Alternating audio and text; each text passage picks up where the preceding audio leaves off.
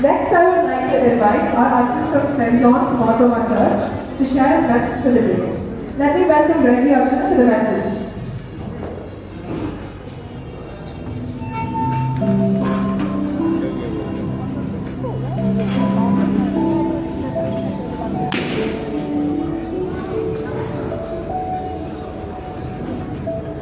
Good afternoon all.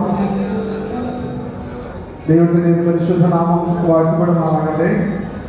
ഈ 23-ാം തീയതി 90 വയസ്സ് പൂർത്തിയായ പ്രിയപ്പെട്ട നഗരപ്പള്ളി ബേച്ചാൻ തലവടി സെന്റ് ജോൺസ് മാർത്തോമ ഇടവഴിയുടെ ജന്മദിന ആശംസകൾ ഒരിക്കൽ അറിയിച്ചതാണ്. വീണ്ടും കുറേ പേരുടെ മുമ്പിൽ ഒരിക്കൽ കൂടി അറിയിക്കുന്നു. പുതുവർഷവും എല്ലാവിധമായ ആയുസ്സും ആരോഗ്യത്തോടെയും ദൈവമായി പുലർത്തട്ടെ എന്ന് പ്രാർത്ഥിക്കുകയും ചെയ്യും. തലവടി സെന്റ് ജോൺസ് മാർത്തോമ ഇടവയെ സംബന്ധിച്ച് വീണ്ടും സന്തോഷത്തിന്റെ അനുഭവമാണ്. ഒരു സൂപ്പർ സീനിയർ ഗണത്തിലേക്ക് ഒരാളെ കൂടെ ഞങ്ങൾക്ക് ലഭിച്ചു. ഇപ്പോൾ എൻ്റെ അറിവനുസരിച്ച് ഇടവകയിൽ ഏകദേശം 97-96 വയസ്സുള്ള ആളാണ് സീനിയർ. അപ്പോൾ 90 വയസ്സ് പൂർത്തിയായ ഒരു 5-6 പേരുണ്ട്. അതിലേക്ക് പ്രിയപ്പെട്ട ബേച്ചാൻ പ്രവേശിച്ചു എന്ന ഓർത്ത ദൈവത്തെ സ്തുതിക്കുകയാണ്. ഞാൻ ഈ ഇടവകയിൽ ചാർജ് എടുത്ത നാൾ മുതൽ പ്രിയപ്പെട്ട ബേച്ചാനെ കാണാനും പരിചയപ്പെടാനും ഒക്കെ എനിക്ക് അവസരം ലഭിച്ചു.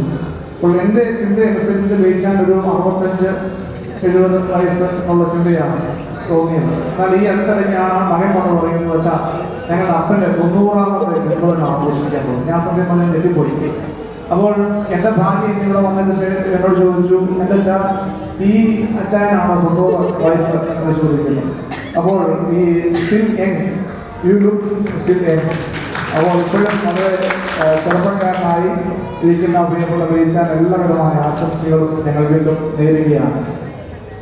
പ്രിയപ്പെട്ട ബേച്ചാൻ്റെ ഒരു ട്രേഡ് മാർക്ക് ചിരിയാണ് ഇവർ ആലേഖനം ചെയ്തിരിക്കുന്നത്. പ്രിയ മക്കൾ അത് കറക്റ്റായിട്ട് പരത്തിയിട്ടുണ്ട്. കാരണം ബേച്ചാനെ ഓർക്കുമ്പോൾ ഈ ചിരിയാണ് കറക്റ്റായിട്ട് മനസ്സിലേക്ക് വരുന്നത്. കാരണം വീട്ടിൽ ചെന്ന് നമ്മൾ സംസാരിക്കുമ്പോൾ ആദ്യം എന്നെ കാണുമ്പോൾ ഈ ചിരിയോടുകൂടിയാണ് എന്നെ സ്വീകരിക്കുകയും എന്ന് പറഞ്ഞാലും അതിനോടുള്ള പ്രതികരണം ഈ ചിരിയോടെയാണ് ബേച്ചാൻ നടത്തുന്നത് എന്നെപ്പോഴും ഞാൻ ശ്രദ്ധിക്കാറുണ്ട്. അപ്പോൾ കറക്റ്റ് ബേച്ചാൻ്റെ ആ ആകെ തുക ബേച്ചാൻ എന്താണ് എന്ന് ഈ പിക്ചറിൽ നമുക്ക് കാണാനായിട്ട് കഴിയും. അപ്പോൾ ഈ ചിരിയിൽ ബേച്ചാന് ഞാനൊരു തലക്കെട്ട് നൽകുകയാണ്, ലൈഫ് വിത്ത് സാറ്റിസ്ഫാക്ഷൻ, സംതൃപ്തിയുടെ അനുഭവത്തിന്റെ ചിരി എന്നുള്ളതാണ്. അപ്പോൾ ഈ ചിരിയിലെല്ലാം ഉണ്ട്, സംതൃപ്തി നിറഞ്ഞ ചിരിയാണ്. ജീവിതത്തിൽ വിധങ്ങളായിട്ടുള്ള ദുഃഖവും പ്രയാസവും വേർപാടിന്റെ അനുഭവങ്ങളും ഒക്കെ വന്നിട്ടുണ്ടെങ്കിലും ബേച്ചാൻ വളരെ സംതൃപ്തനായിട്ടാണ് ഈ അവസരത്തിലും ഏതവസരത്തിലും ആയിരിക്കുന്നതെന്ന് ഓർത്ത് ഞാൻ ദൈവത്തെ സ്തുതിക്കുകയാണ്.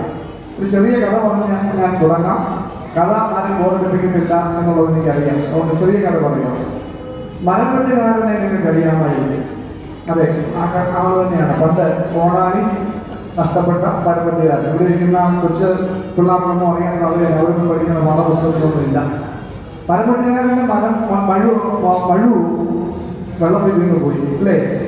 അപ്പോൾ അദ്ദേഹം ഇപ്പോൾ ഏകദേശം ഒരു 65-70 വയസ്സ് ഉള്ള വൃദ്ധനായിപ്പോൾ ആ അതേ നദിയുടെ അരികിൽ നിന്ന് കരയുകയാണ്. അപ്പോൾ അദ്ദേഹം വളരെ തുല്യമായി കരയുന്നത് കണ്ടുകൊണ്ട് പഴയ ദേവത നദിയുടെ ഉള്ളിൽ കേട്ടു.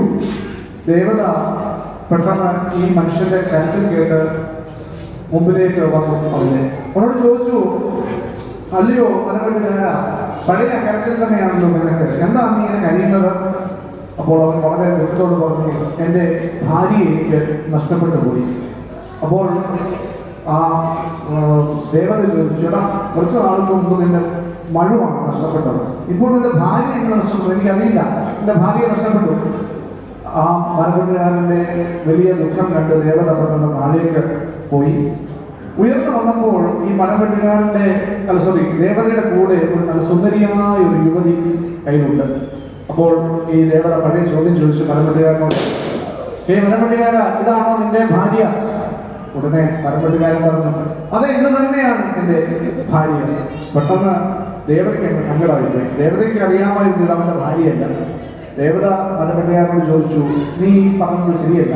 പണ്ട് ഞാൻ സ്വർണ്ണ കോടാലിയും വെള്ളി കോടാലിയും ഒക്കെ കൊണ്ടു തന്നപ്പോൾ നിന്റെ അല്ലെന്നും യഥാർത്ഥ കോടാലി നിന്റെ തന്നപ്പോഴാണ് നീ അതാണെന്ന് പറഞ്ഞ് സ്വീകരിച്ച ആള്. എന്നാൽ നീ ആളാകെ മാറിപ്പോയി. ഇപ്പോൾ ഒരു സുന്ദരിയായ യുവതിയെ കണ്ടപ്പോൾ നീ അതാണ് നിന്റെ ഭാര്യ എന്ന് പറഞ്ഞത് ശരിയായില്ല, നിന്റെ ജീവിതവും നിന്റെ ജീവിത രീതികളും മാറിയല്ലോ. അതായത് മറുപടികാരൻ പറഞ്ഞു, എൻ്റെ ദേവതേ, ഈ കൊച്ചു പെണ്ണിനോട് ജീവിക്കാനുള്ള ബുദ്ധിമുട്ടൊന്നുമല്ല ഞാൻ പറഞ്ഞത്. ഞാൻ ഇതല്ലെന്ന് പറഞ്ഞു കഴിഞ്ഞാൽ നീ ഉടനെ വീണ്ടും കുടിഞ്ഞേച്ച് അടുത്തൊരു സാധനത്തിനെ പൊക്കിക്കൊണ്ട് വരും. അതുമല്ലെന്ന് പറയും, പിന്നെ താഴ്ന്നു പോയിട്ട് എൻ്റെ യഥാർത്ഥ സാധനത്തെ കൊണ്ടുവരും. അവസാനം ഞാൻ അതാണെന്ന് പറയുമ്പോൾ നീ എന്നാ ചെയ്യും? ഈ 3 എണ്ണത്തിനെ കൂടി എനിക്ക് തരും. ഇപ്പോഴുള്ള കളഞ്ഞു പോയതിനെ തന്നെ പോറ്റാനായിട്ട് ഞാൻ ഒത്തിരി പാടുപെട്ട ആളാണ്. ഇനിയുമാണ് 3 എണ്ണത്തിനെ കൂടെ ഞാൻ പോറ്റുന്നത് എന്ന് പറയുന്ന ഒരു കഥ. ഈ ജീവിതത്തിൽ നമുക്കൊക്കെ സംതൃപ്തിയില്ലായ്മ പലപ്പോഴുമുണ്ട്. ഒരു മനുഷ്യനെ സംതൃപ്തിപ്പെടുത്തുക എന്ന് പറയുന്നത് അത്ര എളുപ്പമുള്ള കാര്യമല്ല. സാറ്റിസ്ഫാക്ഷൻ ഒന്നിനുമില്ല, കുടുംബജീവിതത്തിലില്ല, ജോലി സ്ഥലത്തില്ല. ഈ ജോലി ചെയ്യുന്നതിനെ പറ്റി പറയുന്നത് അവർ ശമ്പളം കഴിക്കുമ്പോൾ അവർക്ക് ആദ്യ ശമ്പളം കിട്ടുമ്പോൾ മാത്രമാണ് സന്തോഷം. അടുത്ത ശമ്പളം കിട്ടുമ്പോൾ സന്തോഷമില്ല. കാരണം ഇത് എപ്പോഴാണ് കൂടുതൽ കിട്ടുന്നത്, അടുത്ത ഇൻക്രിമെന്റ് അല്ലെങ്കിൽ ഇതിന്റെ ഉയർച്ച എപ്പോഴാണെന്നുള്ള ചിന്തയാണ് എന്നാണ് പറയപ്പെടുന്നത്. അപ്പോൾ ഒരു മേഖലയിലും ഒരു സന്തോഷമോ സംതൃപ്തിയോ ഇല്ലാത്ത ഒരു കാലഘട്ടത്തിലാണ് ഞാൻ ജീവിക്കുന്നത്. സംതൃപ്തിയോടെ ജീവിക്കുക എന്ന് പറയുന്നത് ഒരു ദൈവാനുഗ്രഹമാണ്. തൃപ്തിയോടെ ജീവിക്കുക എന്ന് പറയുന്നത് ഒരു ദൈവാനുഗ്രഹമാണ്. ഞാൻ പറയാൻ ശ്രമിക്കുന്നത് പ്രിയപ്പെട്ട ബേച്ചാനെ സംബന്ധിച്ച് ഞാൻ പറഞ്ഞത് ചിരിയോടെയാണ് തുടങ്ങിയത്. ബേച്ചാന്റെ ചിരിയും ജീവിതവും ഒക്കെ സംതൃപ്തിയുടെ ജീവിതമാണ് എന്ന് നമുക്ക് കാണാനായിട്ട് കഴിയും. അത്യുന്നതന്റെ മറവിൽ വസിക്കുകയും സർവശക്തിയുടെ നെല്ലിൻ കീഴിൽ പാർക്കുകയും ചെയ്യുന്നവൻ, അവന് ദൈവം തമ്മിൽ ഒത്തിരി അനുഗ്രഹങ്ങൾ നൽകും. അവസാനത്തെ വാക്യത്തിൽ 91 സങ്കീർത്തനമാണ് നിങ്ങൾക്കറിയാം. അവസാനത്തെ വാക്യത്തിൽ ഇങ്ങനെ അത്യന്റെ തന്നെ ചെറുവിൽ വസിക്കുന്ന ആ മനുഷ്യന് ദൈവം നൽകുന്ന ഒരു അനുഗ്രഹമുണ്ട്. എന്താ? ദീർഘായുസ്സുകൊണ്ട് ഞാനന്ന് തൃപ്തി വരുത്തും, എൻ്റെ രക്ഷയെ അവന് കാണിച്ചു കൊടുക്കും. അപ്പോൾ ഒരു മേഖലയിലും തൃപ്തിയില്ലാത്ത ഈ കാലഘട്ടത്തിൽ ദൈവം തമ്പുരാൻ നമ്മെ ജീവിതത്തിൽ തൃപ്തിപ്പെടുത്തുക, ആയുസ്സുകൊണ്ട് തൃപ്തിപ്പെടുത്തുക എന്ന് പറയുന്നത് വലിയ അനുഗ്രഹമാണ്. ഞാൻ ചോദിക്കട്ടെ, ഇവിടെ ഇരിക്കുന്ന ആർക്കെങ്കിലും ജീവിതം തൃപ്തിയായോ?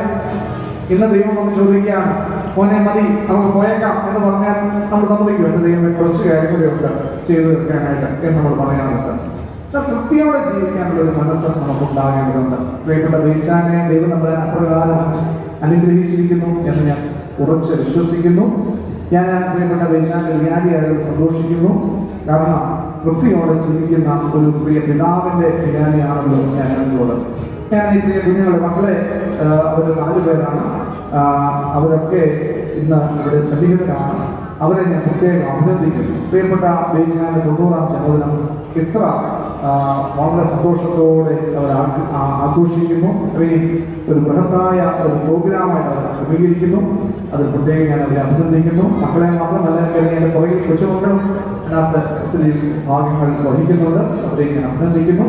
ദൈവം വ്യക്തിമേലും പ്രിയപ്പെട്ട ബേച്ചാനെയും മക്കളെയും കൊച്ചുമക്കളെയും കുടുംബത്തെയും അനുഗ്രഹിക്കട്ടെ ആത്മാർത്ഥമായി പ്രാർത്ഥിച്ചുകൊണ്ട് ഒരിക്കൽ കൂടി എൻ്റെ ഈ കുടുംബത്തിൻ്റെയും ഇടവേളയും ജന്മദിനാശംസകൾ നേർന്നുകൊണ്ട് ഞാൻ എൻ്റെ വാക്കുകൾ അവസാനിപ്പിക്കുന്നു. ദൈവം നമ്മെ അനുഗ്രഹിക്കും.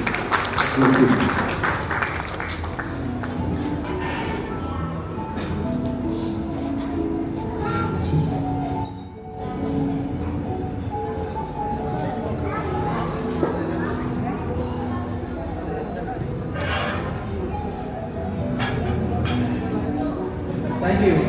Yes, you are a big inspiration for the entire church here, and thanks for that wonderful message. Our life is a summation of all our memories and experiences. Some might be good, and some might be bad. However, all the incidents makes us who we are, and it is said, gratitude is the biggest attitude. Just imagine the experience of 90 years witnessing many incidents, like being a teenager when India became independent in 1947, going to a completely far-off place at a young age. Now here we dedicate a small video, some of Papa's life, and also there have been a few people who could not make it to today's event. So this video is a dedication to Papa and also wishes from around the world